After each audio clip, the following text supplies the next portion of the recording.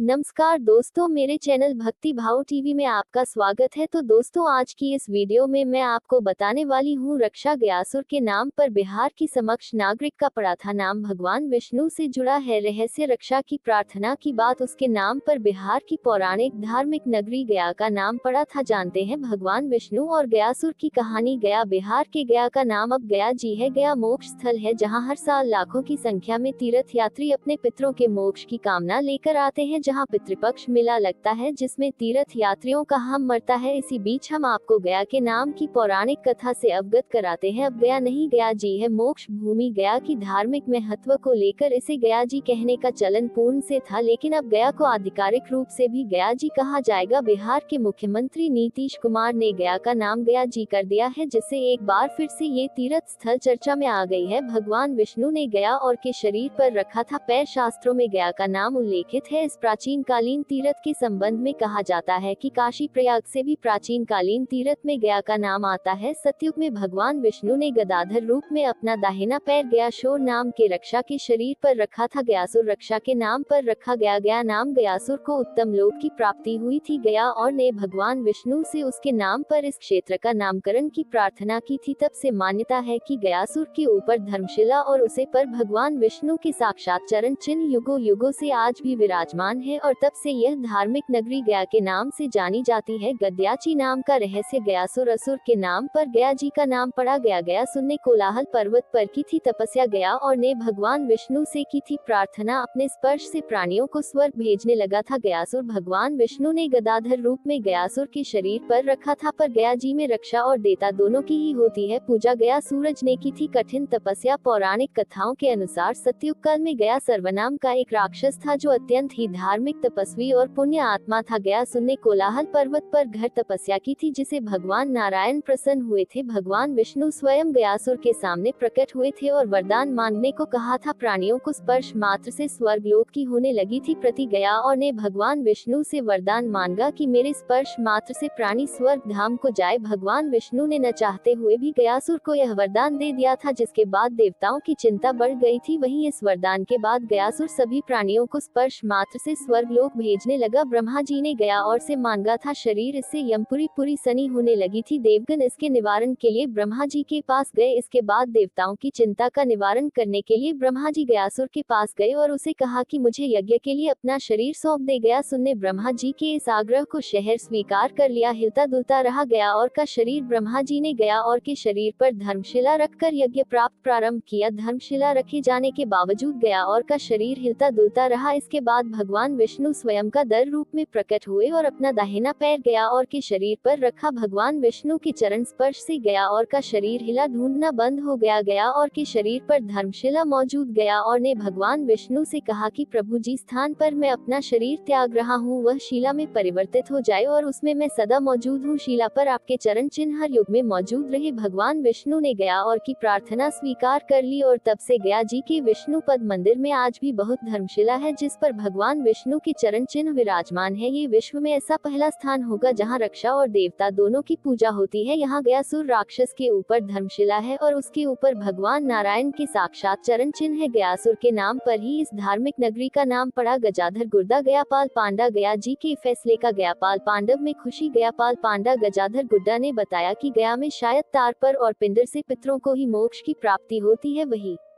पिंडदान करने वाला व्यक्ति वितरण से मुक्त हो जाता है। उन्होंने बताया कि आधिकारिक रूप से भी गया को गया जी करने की फैसले का हम गयापाल पांडा स्वागत करते हैं। इससे गया जी के पौराणिक धार्मिक अध्याय को और बड़ा पड़ाव मिलेगा। रामायण और महाभारत में भी उल्लेख मोक्ष धाम गया जी का उल्लेख रामायण महाभारत में भी है। यहाँ भगवान राम, माता सीता और लक्ष्मण जी आए थे। गया में माता सीता ने बालू का पिंड बनाकर राजा दशरथ का पिंडदान किया था। महाभारत काल में भी पांडवों ने इस स्थान पर आकर पितरों का श्राद्ध कर्म किया था। भगवान विष्णु के चरण चिन्ह युगों से विराजमान। विष्णु पर मंदिर कसौटी पत्थरों से बना है। इस मंदिर का जीर्णोद्धार महारानी अहिल्याबाई के द्वारा कराया गया था। विष्णु पद मंदिर अद्भुत और प्रसिद्ध मंदिरों में शामिल है। युगों युगों के बाद भी भगवान विष्णु के चरण चिन्ह यहाँ इस रूप में आज भी मौजूद है। तो दोस्तों, कैसी लगी आपको यह वीडियो कमेंट करके जरूर बताएं और ऐसे ही बहुत सारी कहानियों, कथाओं और जानकारियों को सुनने के लिए मेरे चैनल को सब्सक्राइब करें। धन्यवाद।